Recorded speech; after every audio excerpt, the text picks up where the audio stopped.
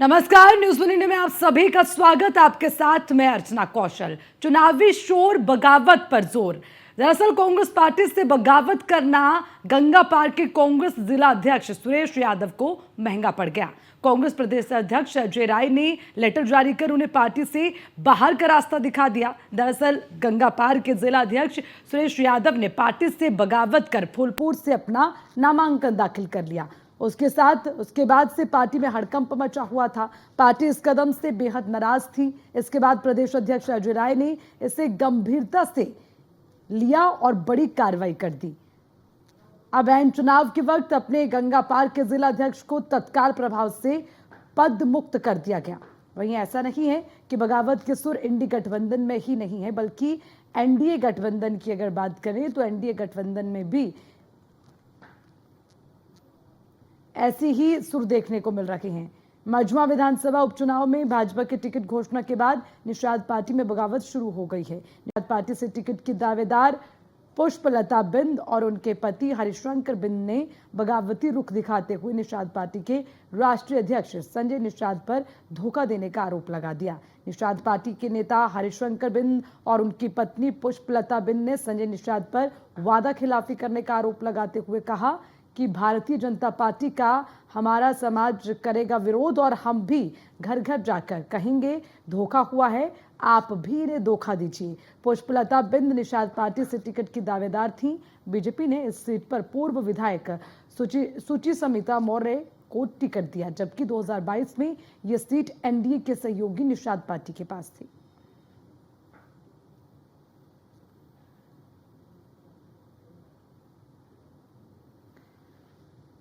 तो चुनावी शोर के बीच बगावती सुर भी अब सुनाई देने लगे हैं। इंडी गठबंधन ही नहीं बल्कि एनडीए में भी बगावत के सुर अब उठने लगे हैं। फूलपुर में कांग्रेस नेता की बगावत देखने को मिली है, तो उसी के साथ कांग्रेस का जो बागियों पर एक्शन है वो लगातार अब जारी है।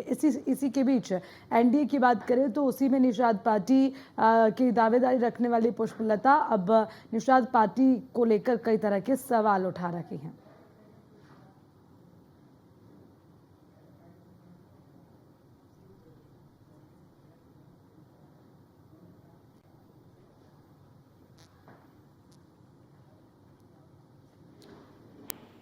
नामांकन के दरमियान क्या कुछ जो है सुरेश यादव की ओर से कहा गया जब वो नॉमिनेशन के लिए पहुंचे, सबसे पहले वो सुनिए।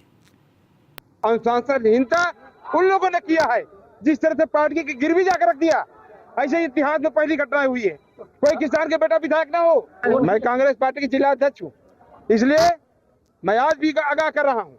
मैंने संघर्ष किया हूँ 4-5 साल। अनुशासनहीनता उन लोगों ने किया है जिस तरह से पार्टी की गिरवी जाकर रख दिया। ऐसे इतिहास में पहली घटना हुई है। कोई किसान के बेटा विधायक ना हो। मैं कांग्रेस पार्टी के जिला अध्यक्ष हूँ, इसलिए मैं आज भी आगाह कर रहा हूँ। मैंने संघर्ष किया हूँ 4-5 साल। अब हरिशंकर बिंद जो कि पुष्पलता के पति हैं, वो क्या कह रहे हैं वो भी एक बार देख लीजिए। मामला यह है कि हम आरोप नहीं लगा रहे हैं। हम निषाद पार्टी के कई बार कैडर में गए हैं। उनके विचारों को सुनने के बाद मुझे ये लगा कि संजय निषाद वास्तव में हम लोगों के समाज के भगवान है, मसीहा है। लेकिन उनका दोहरा चरित्र हमारे सामने आ गया। जब जब उन्होंने हमके बुलाया दिल्ली, हमने पूरे खर्च किया, पूरे समाज के प्रति जितना भी हो सका हमने पार्टी के लिए किया। और उन्होंने हमको लखनऊ बुलाए, और जो पार्टी का सिस्टम होता है, जब आप ही बता दीजिए, जब उनके खाते में सीट ही नहीं है तो हम लोग से आवेदन के नाम से क्यों 5 लाख रुपया मांगा गया। सबसे पहले तो उनको ये कन्फर्म करना चाहिए ना कि बीजेपी से निषाद पार्टी में गठबंधन है, तो पहले सीट तो होना चाहिए, इसके बाद आवेदन का पैसा लेना चाहिए ना। आवेदन के नाम से उन्होंने पैसा लिया। इसके बाद हमसे कहे कि आप प्रयास करते रहिए, मेहनत करते रहिए, आप जितना ही मेहनत करेंगे आपको टिकट मिलेगा। हमने, आपको पता है हमने क्षेत्र में कितनी मेहनत की। आपको ये भी पता है कि सर्वे रिपोर्ट भी हमारे पक्ष में गई थी, LIO रिपोर्ट भी हमारे पक्ष में गई, जितने भी सर्वे थी सब हमारे पक्ष में ही गई थी। लेकिन ऐसी कौन सी परिस्थिति आई कि मेरे टिकट को काट दिया गया। तो पिछले दिनों सुरेश यादव की ओर से कई आरोप लगाए गए, जिसमें एक बड़ा नाम अजय राय का आया और वो ने काफी महंगा पड़ गया, उनको उनके पद से मुक्त कर दिया गया। लेकिन इसी के साथ इस पर कांग्रेस के प्रदेश अध्यक्ष अजय राय ने क्या प्रतिक्रिया दी, वो एक बार देखिए। हमारा कोई प्रत्याशी वहाँ नहीं है। जो भी नामांकन किया है वो हमारा कोई व्यक्ति नहीं है। निश्चित तौर से वहाँ पे हमारे जिला अध्यक्ष पहले रहे सुरेश यादव, उनको वहाँ पे उन्होंने नामांकन किया था, उनके खिलाफ कल कार्रवाई हो गई, उनको पद से मुक्त कर दिया गया है और उनको इस 24 घंटे के अंदर स्पष्टीकरण का नोटिस जारी कर दिया गया है और अगर जवाब नहीं दिया तो निश्चित तौर से उनके ऊपर अनुशासनात्मक कड़ी कार्रवाई की जाएगी।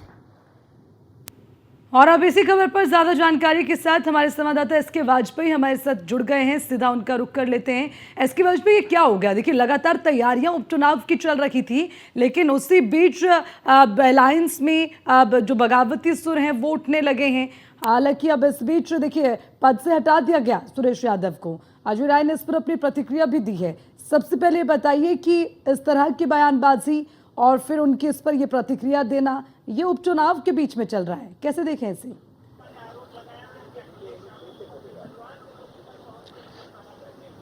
बिल्कुल निश्चित तौर पर, क्योंकि अगर हम देखें तो इस बार जो उपचुनाव होने जा रहा है वो दोनों तरफ के लिए काफी महत्वपूर्ण है। जहां एक तरफ सपा और कांग्रेस का गठबंधन है तो 2024 की उनके साथ बेहतर परफॉर्म है और उनके कार्यकर्ता उत्साहित हैं, तो वो ये चाहते हैं कि ये परफॉर्म इस उपचुनाव में भी बनाए रखी जाए। इसीलिए दोनों तरफ काफी उत्साह और गहमा गहमी है। और जहां तक दूसरे खेमे का सवाल है, जो कि सत्ताधारी है भारतीय जनता पार्टी, प्रदेश से लेकर केंद्र तक बीजेपी की सरकार है, तो ऐसे में उपचुनाव पर हमेशा सरकार का प्रभाव रहा है। तो बीजेपी के जो दावेदार हैं वो भी सब चाह रहे थे कि उनको यहां से मौका मिले। हालांकि अगर हम इन 9 सीटों की बात करें तो भारतीय जनता पार्टी की तरफ से करीब 10-10 आवेदन एक-एक सीट पर बीजेपी के नेताओं ने किए थे। मतलब सीधे तौर पर एक-एक सीट पर 10-10 दावेदार थे। हालांकि इसको लेकर काफी मंथन हुआ, मंथन जिला स्तर पर भी हुआ, यूपी बीजेपी कोर कमेटी के स्तर पर हुआ, फिर केंद्रीय समिति के स्तर पर भी मंथन किया गया, जिसके बाद एक-एक नाम फाइनल करके भारतीय जनता पार्टी ने क्षेत्रीय, जातीय और साथ ही साथ जो सामाजिक समीकरण है वो बैठाने की कोशिश इस लिस्ट के माध्यम से की है। और कोशिश भी यही है कि भारतीय जनता पार्टी इन 9 की 9 विधानसभा सीटों पर जीत दर्ज करे। हालांकि इसमें से एक सीट बीजेपी ने अपनी सहयोगी आरएलडी को दी है, 8 सीट पर वो खुद मैदान में है और यही स्थिति समाजवादी पार्टी की है। क्योंकि अगर हम समाजवादी पार्टी की बात करें तो 9 की 9 सीटों पर मैदान में है। उसकी वजह है कि कांग्रेस के साथ बात नहीं बन पाई। अब जहां तक सुरेश यादव जो कि इलाहाबाद की फूलपुर सीट से मैदान में आने की कोशिश कर रहे थे, हालांकि उन्होंने पर्चा भी भर दिया, लेकिन कांग्रेस ने इस पर अनुशासनहीनता मानते हुए उनको पार्टी से निष्कासित कर दिया और उनको उनके पदों से भी हटा दिया है। मतलब बिल्कुल साफ है कि दोनों तरफ लगातार कोशिश हो रही थी। दोनों तरफ के जो कार्यकर्ता थे, जो पदाधिकारी थे, उनको यह लग रहा था कि शायद इस बार अगर चुनाव में उनको मौका मिल जाए तो बेहतर परफॉर्म हो सकता है। हालांकि कांग्रेस के नेताओं ने लंबे वक्त तक इंतजार किया है। जहां तक सुरेश यादव का सवाल है, चूंकि वो जिला अध्यक्ष भी हैं और साथ ही साथ अगर हम देखें तो प्रयागराज में कांग्रेस ने सपा के गठबंधन के साथ सांसद की सीट भी जीती है, तो ऐसे में कांग्रेस की संभावनाएं ज्यादा इस सीट को लेकर बढ़ गई थी।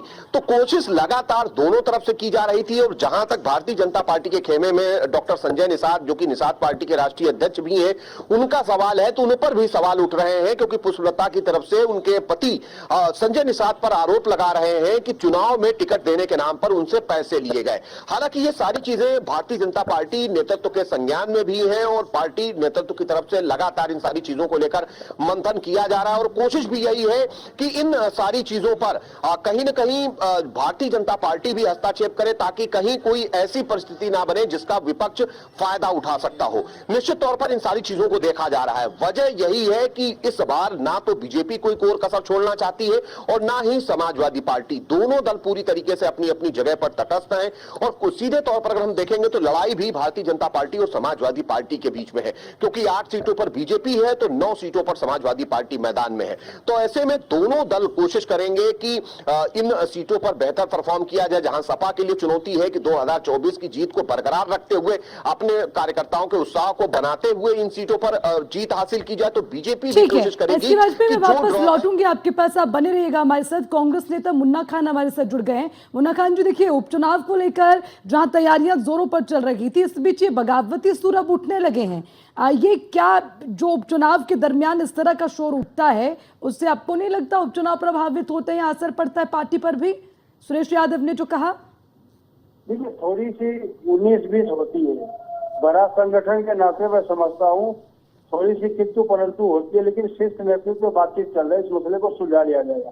जिस तरीके से उत्तर प्रदेश अध्यक्ष अजय राय जी ने कहा कि हमारे संगठन में कोई किसी तरह का किंतु परंतु नहीं है, तो ये समझना चाहिए। पता नहीं मीडिया को सूत्र के हवाले से कहाँ से खबर मिलती है, ये बहुत ही चिंताजनक है, चिंता का विषय है। इस तरीके से उत्तर प्रदेश में सिर्फ फुटबॉल है भारतीय जनता पार्टी में, लेकिन मीडिया वहाँ खामोश है।